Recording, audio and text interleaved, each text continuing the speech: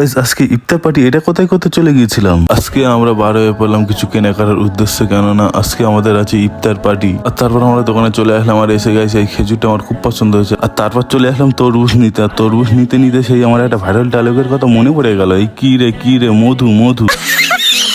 আর guys তরমুজটা কাটতে তরমুজটা লাল মধুই বার হয়েছিল। আর তারপর আমাদের কেনাকাটাটা শেষ হয়ে গেলে আমরা চলে আসলাম বাড়ি। আর বাড়ি এসে দেখছি এরা একটা মাইক নিয়ে কিছু বক্তব্য দিচ্ছে।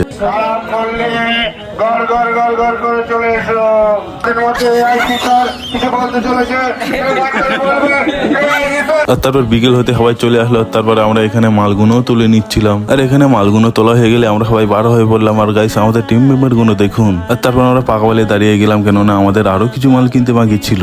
আর তারপর আমাদের মালগুলো কেনা হয়ে গেলে আমরা ওখান থেকে বার হয়ে পড়লাম আমাদের গন্তব্যের উদ্দেশ্যে। আর তারপর সুন্দর সুন্দর ভিউ নিতে নিতে আমরা চলে আসলাম 1 ঘন্টা জার্নির পরে আমাদের গন্তব্যে। গাইস আজকে কোথায় গিয়ে ইফতার পার্টি করলাম আর ইফতার পার্টিতে আরো কি কি করলাম তোমরা যদি দেখতে চাও তাহলে আমার পেজটাকে ফলো করে দাও। নেক্সট ব্লগ আসছে।